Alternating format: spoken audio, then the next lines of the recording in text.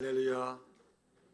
우리 할렐루야 찬양대 찬양 너무나 감사하고 또 이렇게 말씀 전에 천상의 소리를 들으니 얼마나 여러분 좋습니까? 우리 할렐루야 찬양대 하나님께 더욱더 기쁘게 영광 받아주시고 큰 영광이 될 줄로 믿습니다. 우리 요즘 교인들 보면은 새벽 예배에 나오는 숫자가 약간 줄어들고 또 눈동자가 약간 청명하지가 않아요. 요즘 축구를 보느라고 축구 좋아하시는 분들이 밤을 새요. 지금 카타르에서 AFC 아시아 축구 연맹에서 주관하는 아시안 컵이 열리고 있습니다. 예선에 46개국이 참석해서 24팀을 가려냈고 24개 팀이 조별 리그를 거쳐서 16개 나라가 토너먼트에 올라왔습니다. 그래서 16강, 8강. 대한민국이 지금 8강에서도 이겨가지고 지금 이제 곧 4강을 앞두고 있습니다. 저도 축구를 좋아해요. 프로축구는 안 좋아하는데 국가 간에 하는 건 저도 무조건 봅니다.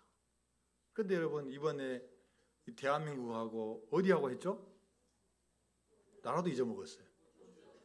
어쨌든 이겼어요.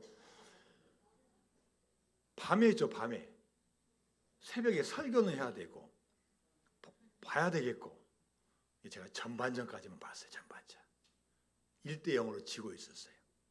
그런데 새벽 4시 일어나 보니까 어떻게 됐어요? 2대1로 역전승했어요. 제가 축구를 몇 번 봤는데요. 전반전에 진 팀이 후반전에 다 이기더라고요. 제가 자고 봤을 때 어제도 내가 응원하는 팀이 지고 있었는데 일어나 보니까 이겼더라고요. 앞으로는 저는 전반전만 보고 자려고 그래요. 앞으로는. 그러면 제가 응원하는 팀이 다 이깁니다.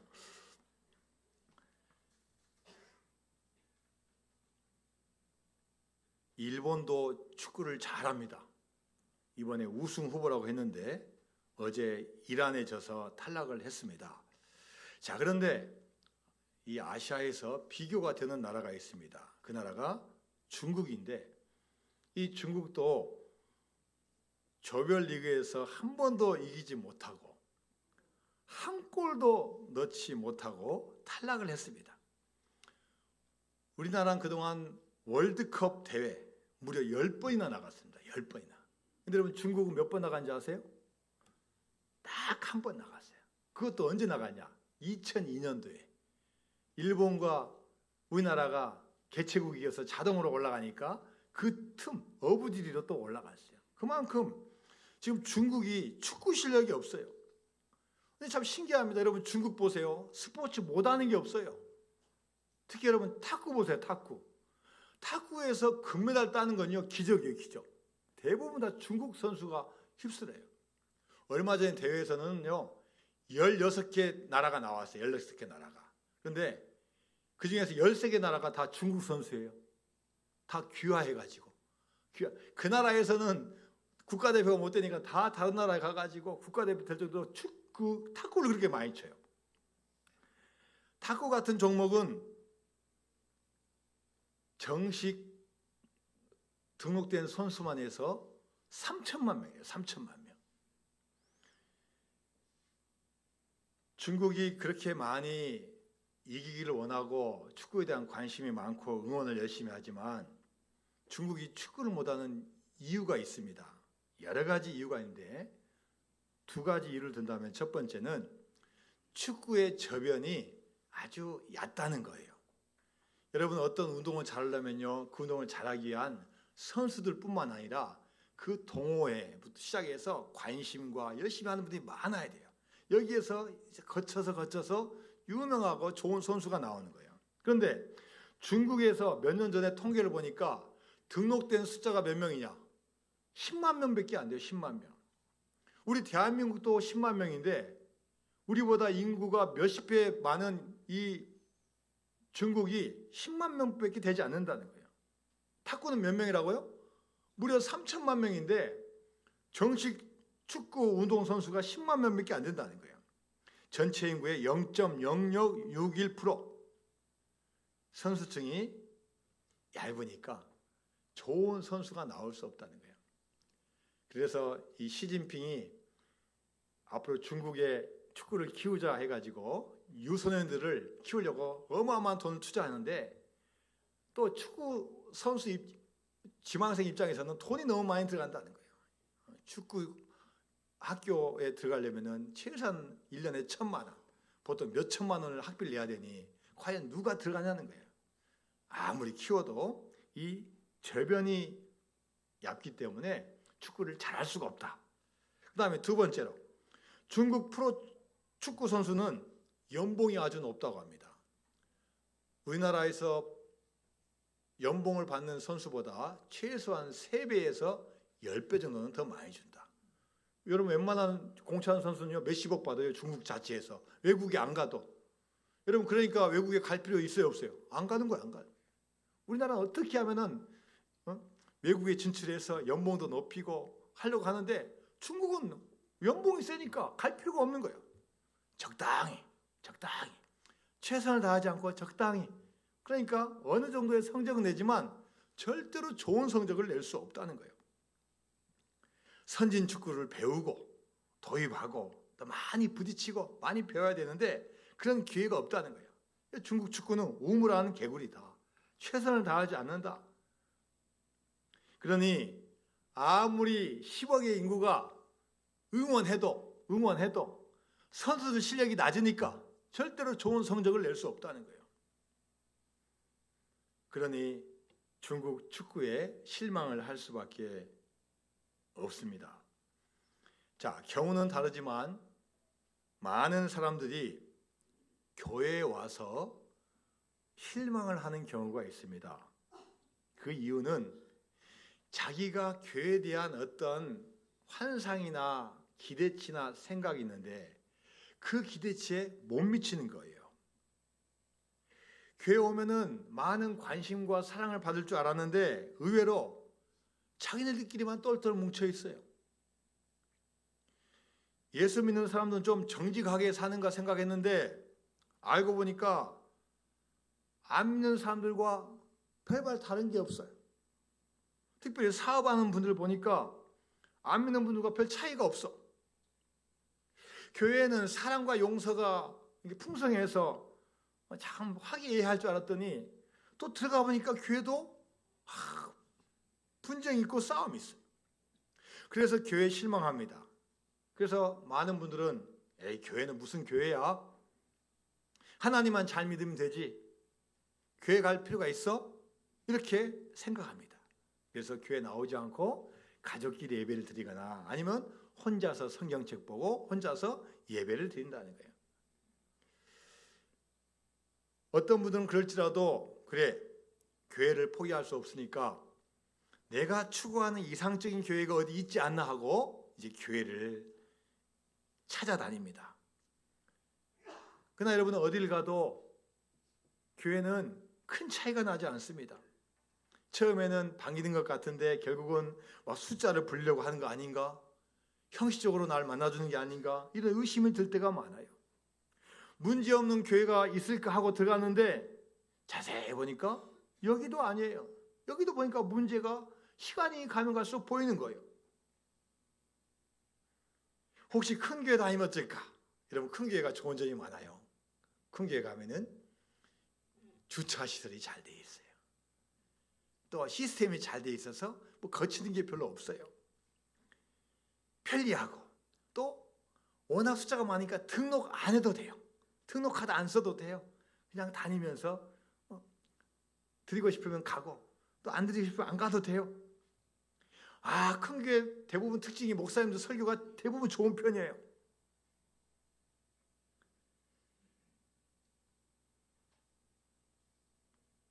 여러분, 어떤 교회가 좋은 교회이고 어떤 교회가 이상적인 교회입니까? 여러분들 각자가 생각하는 좋은 교회에 대한 그런 상이 있을 겁니다. 좀 편리하고 나를 좋아하는 분들이 많고 또 나의 달란트와 은사가 딱 맞는 게 많고 다 그런 상이 있을 것입니다. 자, 오늘 본문에 나와 있는 에베소 교회, 당시로 생각하면 참 좋은 교회였어요. 먼저 위치가 참 좋은 교회입니다.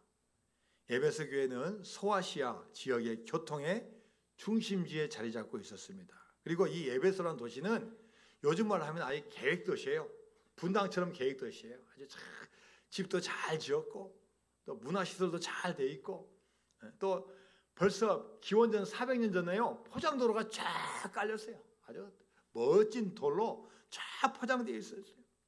자, 이렇게 좋은 데 위치해 있고 경제적으로도 윤택합니다. 교역의 활발한 상업의 중심지에 위치해 있습니다. 문화 수준도 높습니다. 당시 최고의 문화시설을 자랑하고 있습니다. 무엇보다도 교회를 세우고 창립한 사람이 성경에서 그렇게 믿음의 사람인 사도 바울이 그 교회를 설립을 했습니다. 사도 바울은 선교사였기 때문에 대부분 교회를 설립하고 계속 옮겼어요. 6개월, 1년 6개월, 1년 6개월 이상 있었던 교회가 없어요. 그런데 이 에베소 교회만큼은 무려 3년 동안 머물렀어요. 3년 동안. 그리고 여러분 들어봤다시피 두란노 서원이라는 곳에서 사람을 모아서 교육하고 가르치고 성경 공부하고 제자 훈련하고 정말로 제대로 된 교육을 했어요. 훈련을 잘 시켰어요. 자, 이런 교회에 편지를 보내면서 좀 칭찬도 좀 많이 해주고 그렇게 좋은 교회에 대해서 많은 희망을 줘야 되는데 희망을 물론 안 준 건 아니지만 아주 따끔한 충고를 합니다. 자, 오늘 그 본문이 그런 말씀이에요. 자, 먼저 에베소서 4장 25절 말씀 같이 봅니다. 시작. 그런즉 거짓을 버리고 각각 그 이웃과 더불어 참된 것을 말하라. 이는 우리가 서로 지체가 됩니다. 자, 에베소 교회 교인들한테 뭘 버리라고 했어요? 거짓을 버리라는 거예요. 그러면 무슨 말입니까? 거짓이 있었다는 이야기예요. 3년 동안 같이 생활하다 보니까 뭐 사도 바울도 자신도 뭐 문제가 있는 사람이었지만 많은 사람들이 거짓이 있었다는 이야기예요. 거짓말쟁이가 많고 거짓을 말하고 참된 것을 말하지 않은 분이 많았다는 거예요. 자, 그 다음에 에베소서 4장 26절 봅니다. 또 어떤 모습이에요? 시작. 분을 내어도 죄를 짓지 말며 해가 지도록 분을 품지 말고. 여러분 화낼 수 있어요. 그래도 화는 빨리 풀어야 되는데 이 사도 바울이 보니까 화를 내가지고 그게 오래가는 사람이 있단 말이에요. 빨리 풀어야 되는데 저녁에도 그걸 가지고 있고 심지어 몇 주, 몇 개월 동안 가지고 있는 그런 사람이 있다는 얘기예요.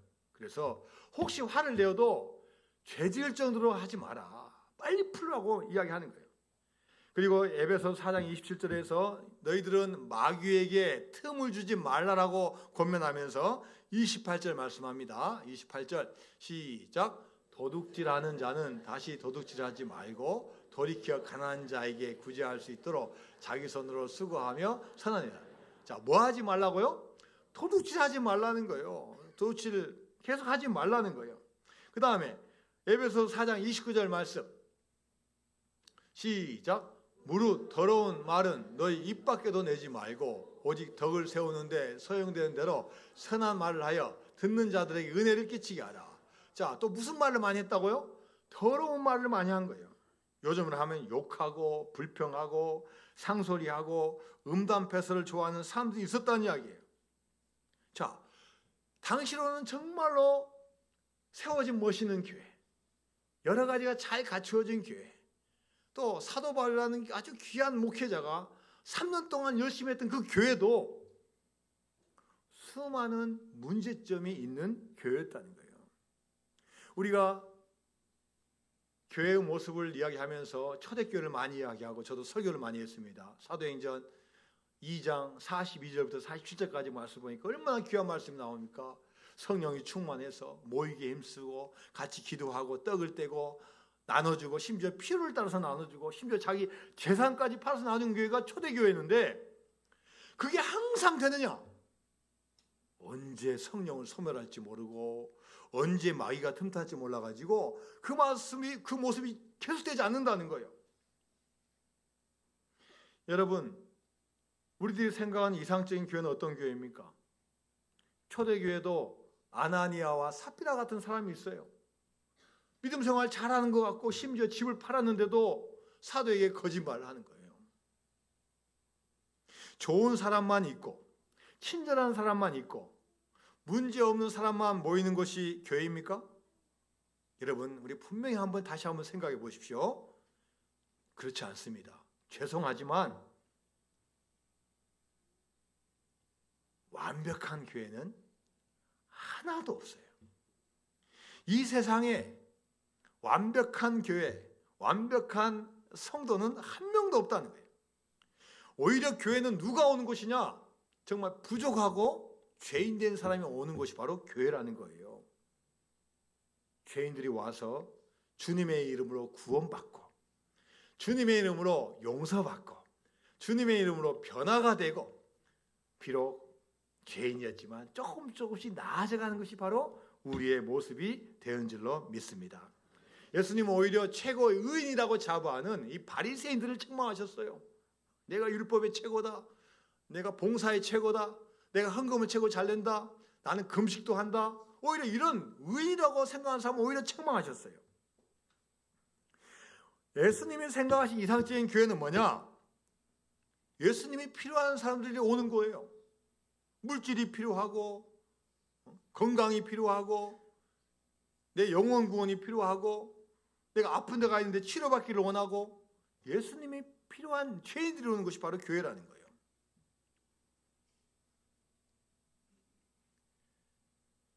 사람들이 교회에 와서 여러분 실망한 이유가 뭡니까? 교회에서 천국을 기대하기 때문이에요. 가끔 우리 가운데 참다운 평화가 임하기도 하지만 여러분, 이 세상에 참다운 천국이 어디 있습니까? 나는 그대로 있고 나는 변하지 않는데 그 공동체가 어떻게 천국이 이루어집니까? 물론 교회는 천국을 추구해야 되지만 천국이 아니에요. 그래서 정말 우리가 원하고 바라는 이상적인 교회는 천국이 아니라 오늘 제가 설교 제목에 써놓은 것처럼 이 교회는 어떤 역할을 해야 되냐? 한번 주고 한번 보세요. 뭐라고 돼 있어요? 교회는 병원이다. 병원과 같은 역할을 하는 게 교회가 돼야 된다는 거예요.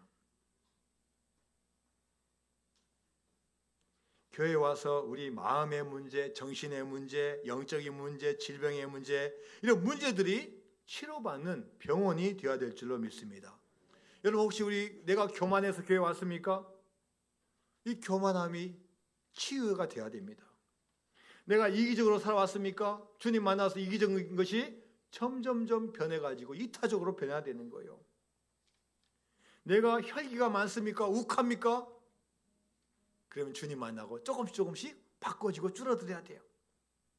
내가 뭔가에 중독되어 있습니까? 주님 만나서 서서히 중독으로부터 해방되어야 되는 거예요.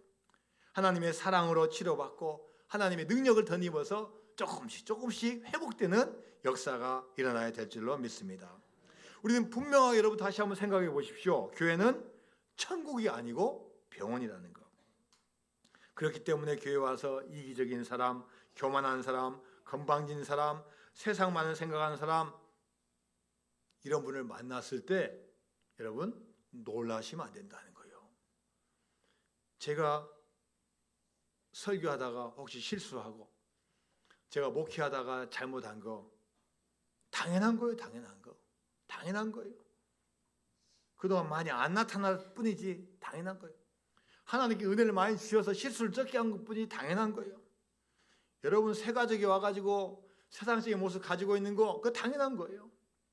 믿음 생활 5년 10년 했어도 우리가 바꿔지지 않는 거 당연한 걸 여겨야 돼요. 놀라면 안 돼요. 왜요? 우리는 죄인이고 부족한 사람이라는 걸 원래 인정해야 된다네요.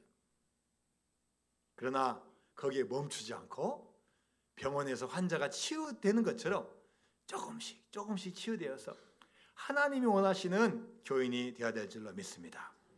목사도 장로도 새가족도 우리 모두는 하나님의 사랑을 받아야 되고 잘못된 것이 있으면은 치료받아야 할 존재가 되는 줄로 믿습니다.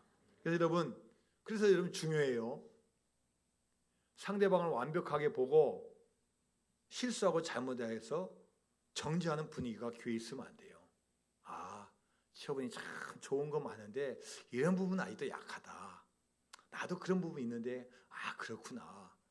같이 한번 고쳐볼까? 같이 기도해 주는 거예요. 그거 온다고 실망하나 정죄하면요, 세상에 주님 앞에 설 사람이 누가 있겠어요? 서로 어떻게 보면 영적인 환자임을 서로 인정해 줘야 돼요. 우리 같이 치료 받읍시다. 우리 같이 건강해집시다. 같이 도와줍시다. 도움 받읍시다. 환자 그대로 있어서는 안 됩니다. 병원은 그 환자가 치료받고 퇴원할 수 있도록 최선을 다해 줘야 돼요. 환자들만 잔뜩 모여있고 치료가 안 된다면 그건 병원이 아니에요. 그런 병원은 없어져야 되죠. 교회는 병원이기 때문에 우리가 기도하고 같이 도와서 반드시 하나님이 원하시는 치유 역사가 일어나야 될 줄로 믿습니다. 그래서 교회가 병원이 되기 위해서 우리가 남을 위해 해야 될 일이 있는데, 사도 바울이 결론적으로 주는 말씀이 있어요. 자, 오늘 본문 32절 말씀 같이 읽습니다. 시작. 서로 친절하게 하며 불쌍히 여기며 서로 용서하기를 하나님이 그리스도 안에서 너희를 용서하신 것 같이 알아. 할렐루야. 여러분, 서로 우리는 부족한 환자이기 때문에 서로 어떻게 하라고? 서로 친절하게 해야 돼요. 서로 친절하게, 서로 도와주려고 하고 서로 도움이 돼야 돼요. 그 다음에 뭐라 했어요? 서로 불쌍히 여겨야 돼요. 서로. 나도 불쌍한 사람이고 처부도 불쌍해요. 서로 불쌍히 여겨줘야지. 나하고 틀리다고 잘못했다고 정죄하면 절대 안 된다는 거예요. 서로 도와주고 서로 불쌍히 여겨요. 그 다음에 뭐라 했습니까? 서로 용서하기를 하나님이 그리스도 안에서 너희를 용서하신 것 같지 않아? 나는 이만큼 했는데 상대방이 저만큼 해줬어. 나의 기대에 못 미치지 못해. 나 이건 용서하지만 이건 용서 못해. 그래, 인간적으로 하지 말라는 거예요. 하나님께서 예수님을 이 땅에 보내주셔서 우리를 용서한 것처럼 큰 마음을 가지고 용서해 주라는 거예요.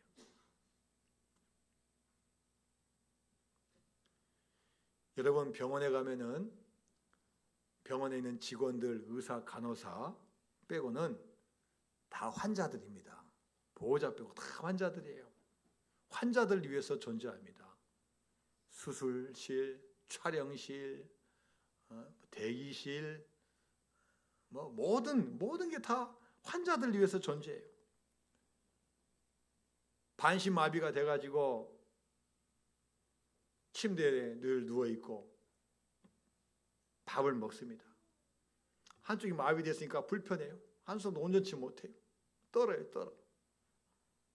누가 먹여주면 좋은데 먹여주지도 않고 혼자 먹다가 국물을 흘리기도 하고 밥알이 튕겨져 나가기도 해요. 여러분, 그러면 그 사람 잘못했다고 쫓아내야 됩니까? 환자예요. 돌봐줘야 돼요. 환자니까 자기 힘을 어쩔 수 없지. 옆에서 도와주고 이해해줘야 돼요. 어떤 분은 이제 너무나 나이도 많고 중환병에 걸려서 대소변도 못 가려요. 이제 대소변 못 가리니까 이제 사람으로서 끝났어. 퇴원. 이건 병원의 역할이 아니죠. 최대한 해줘야 되죠. 옆에 있는 분들도 그분이 환자니까 자기는 못하니까 도와줘야 되죠. 대소변도 받아주고 걸러주고, 그게 병원의 역할이죠. 여러분, 병원에서요 박수 쳐야 될 일이 있어요. 이때는 정말 다 모든 옆에 있는 분이 박수 쳐야 돼요. 어느 때냐? 수술받은 환자가 방구 낄 때. 수술받은 환자가 방구 끼면요 대한민국 외쳐야 돼요. 대한독립 만세 외쳐야 돼요. 왜요? 수술받고 방구 안 끼면은 수술이 잘못된 거나 회복이 안 된 거예요. 장기가 문제가 있는 거예요. 수술받고 방귀를 푹 끼야지 이 환자가 이제 회복이 시작되는 거예요. 도서관이나 학교나 교회에서 방구 끼면 눈치 봐야 되죠. 냄새 난다. 소리가 크다. 그런데요, 병원에서는 방구는 이거는 기쁨의 소식이에요. 삐껴야 돼요. 왜요? 환자의 의무예요. 환자의 의무.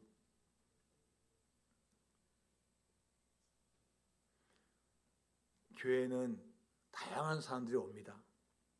우리가 생각하기에 인격적으로 훌륭한 분도 오시고, 또 내가 봤을 때 별로 인상이 좋지 않은 분도 옵니다. 여러분, 다양하게 오는데 과거의 모습, 지금 현재의 모습 보고 그분을 판단하면 안 됩니다. 왜요? 우리와 똑같은 새로운 환자가 왔기 때문이에요. 주님 만나러 왔기 때문이에요. 같이 도와줘야 돼요. 내가 과거에 온 것처럼 그분도 주님 만나서 건강해져야 되고 회복돼야 되고, 그래서 환영해 줘야 돼요. 여러분, 우리가 이 땅에서 무슨 일을 많이 하고 가시겠습니까? 그런 분들 한 분 한 분을 같이 사랑해 주고 격려해 주는 게 얼마나 큰 일이에요. 교회가 병원이 되기 위해서는 아직 변하지 않는 모습을 흉보지 말고 조금이라도 변한 모습에 격려해 주고 칭찬을 해줘야 돼요. 교회 안에서는 서로 치료받아야 됩니다. 치료해 줘야 됩니다. 그러기 위해서는 청중이 돼서는 안 돼요. 방관자가 돼서는 안 돼요. 서로 가족적인 분위기를 만들어야 돼요. 가족적인 분위기. 우리 여성교회, 우리 남성교회, 우리 구역, 우리 부서, 그게 몇 명이 되든지 간에 열심히 서로 가족 같은 분위기 돼야 돼요. 여러분, 가족은요, 좀 잘못해도 다 덮어줘요. 그거 다 정지하면요, 가족이 있을 수가 없어요. 있을 수가 없어요. 자식 잘못했다고 너 밖에 나가, 교육시키려고 한 번쯤 할 수 있지만 계속 쫓아보내면 안 돼요. 서로 잘못해도 안아주고, 너는 앞으로 잘할 수 있어. 야, 너 형하고 싸웠는데 빨리 화해해라. 왜요? 가족이니까. 가정은 자신이 저지른 실수와 허물이 용납되는 곳입니다. 같이 살면서 서로 문제가 생길 수 있고 잘못할 수 있습니다. 하나 잘못했다고 정죄하고 집 나가라 하고 원수가 되면 안 됩니다. 서로 싸워도 화해해야 됩니다. 이처럼 교회도 서로 믿음을 하다가 부딪히는 게 있으면은 서로 용납하고 안아줘야 될 줄로 믿습니다. 그럴 때 하나님께서 교회를 더욱더 아름답게 하시고 여러분에게 치유와 회복의 역사가 임할 줄로 믿습니다. 그리고 사도 바울은 오늘 본문에서 너무나 중요한 것을 제시하고 있는데요. 여러분, 문제가 있을 때 문제를 지적만 해주면요, 그분이 절대로 그 문제에서 해결될 수가 없습니다. 문제점이 있으면은 그 문제를 해결할 수 있는 대안을 제시해 줘야 돼요. 문제점에 집중하는 것보다도 문제점을 차라리 잊어버리고 더 좋은 곳을 향해 갈 수 있는 그 대안을 제시해 줘야 돼요. 자, 그래서 오늘 이 사도 바울의 이 편지를 보면요, 처음에는 하지 마라, 뭐 하지 마라, 왜 그러냐 이렇게 했지만 반드시 대안을 제시해 줘요. 자, 오늘 본문 에베소서 4장 25절 말씀 다시 한번 봅니다. 시작. 그런즉 거짓을 버리고 각각 그 이웃과 더불어 참된 것을 말하라. 이는 우리가 서로 지체가 됩니다. 자, 거짓을 버려라 이렇게 끝나지 않아요. 버리고 어떻게 하라고요? 이웃과 더불어 거짓의 반대이 뭐요? 참된 말 해라. 거짓말 하지 말고 그 시간에 참된 말 해라. 참된 말, 좋은 말 해라. 하지 말자 이 말만 해서는 안 되고 해보자, 합시다 이렇게 바꾸자는 거예요. 자, 28절 말씀 같이 봅니다. 시작. 도둑질하는 자는 다시 도둑질하지 말고 돌이켜 가난한 자에게 구제할 수 있도록 자기 손으로 수고하여 선한 일을 하라. 도둑질하는 사람이 야, 너 왜 도둑질했어? 너 다시 하면 넌 죽었어. 넌 다시 이제 교도소에 보내.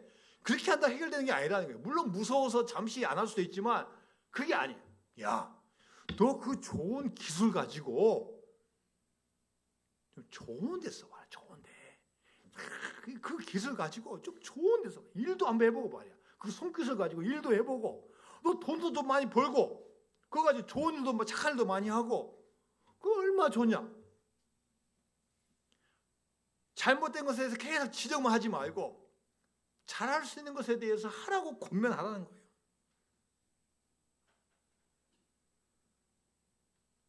그리고 29절 말씀 같이 봅니다. 29절 시작. 무릇 더러운 말은 너희 입 밖에도 내지 말고 오직 덕을 세우는데 소용되는 대로 선한 말을 하여 듣는 자들에게 은혜를 끼치게 하라. 우리가 말을 막 함부로 하거나 막 상스러운 말을 하거나 욕하거나 불평하는 거 하지 마라 해서 이분이 안 하냐는 거예요.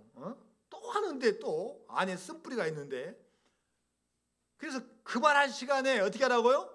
칭찬해주고 그 말 생각나면은 좋은 이야기야, 좋은 이야기. 격려해주고 선한 일을, 선한 말을 해야 돼.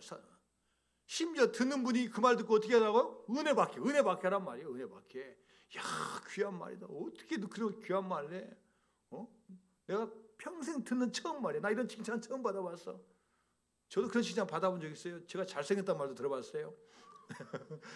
칭찬해주라, 칭찬해. 좋은 말 해주고 칭찬해주고 하는 이야기예요.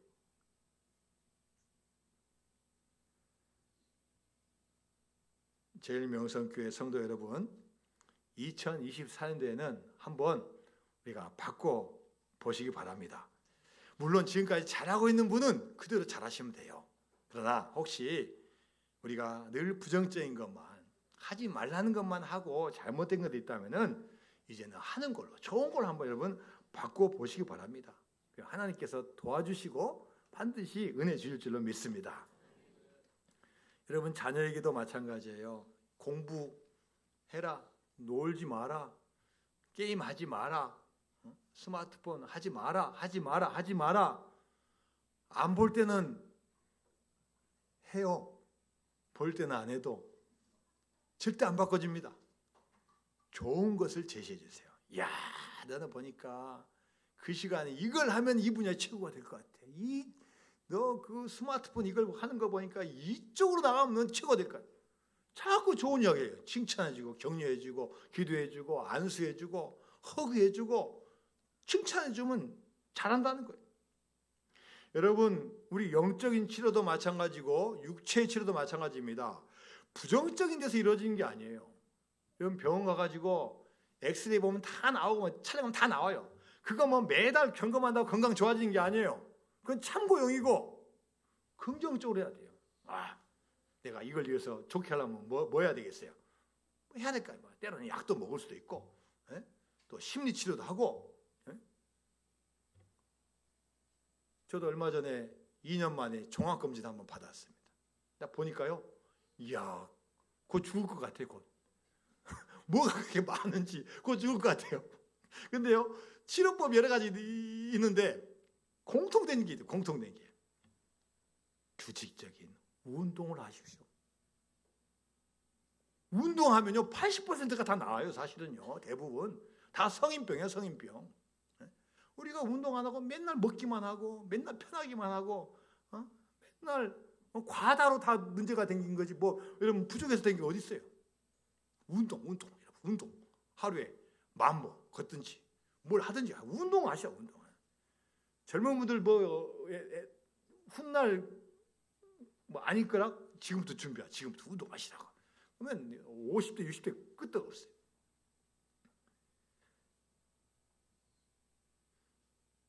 치유의 역사는 여러분 많은 가운데 일어나기 어렵습니다.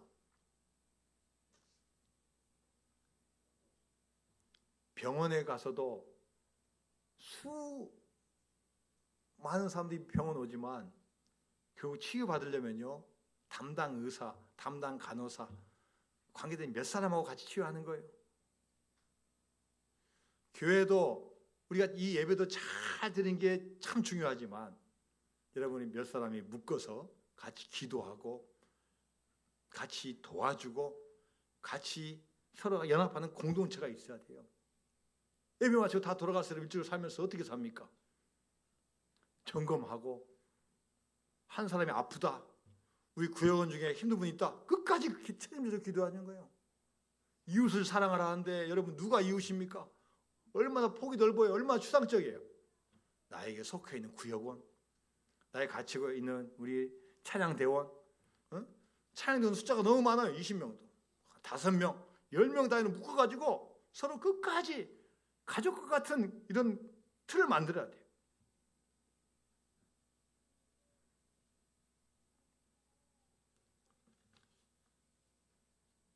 구역원은 영적인 한 가족입니다. 배우자와 자녀들과 부모님만 가족이 아니라 구역 식구들이 하나님의 가족이에요. 혹시 혼자 사십니까? 물론 혼자서도 인생을 얼마든지 잘 살 수 있지만 여러분 같이 한번 모여 보십시오. 같이 한번 털어놓고 한번 대화를 해보십시오. 하나님께서 도와주십니다. 하나님께서 연합의 은혜 주시고 우리가 생각한 것보다 더 큰 은혜를 줄 줄로 믿습니다. 지난주 수요일 구역장 세미나를 했고 또 이번 주도 또 합니다. 여러분 물론 이제 다시 구역을 재편하는 의미도 있어요. 구역에 속해지 않은 많은 분이 있기 때문에 같이 포함시키려 하는 부분도 있어요. 그러나 더 중요한 걸 한번 생각을 해봐야 돼요. 같이 모여서 영적인 가족이 될 수 있는 그 모임. 그 숫자가 몇 명이든지 정말로 구체적으로 사랑하고 하나가 될 수 있는 그 모임. 사랑의 대상이 확실하니 여러분 얼마나 좋습니까? 같이 사랑을 나눠야 됩니다. 세상은 사랑의 감정, 이해관계에 따라서 변하지만 가족은 그렇지 않습니다. 아무리 잘못하고 아무리 힘들어도 끝까지 사랑하는 거예요. 우리가 정말로 하나님께서 기쁘시게 하는 교회가 되기 위해서는 우리가 전체 예배도 잘 드려야 되지만 서로 연합하고 서로 도와주어서 하나님 원하시는 아름다운 교회가 되기를 주님의 이름으로 축원드립니다.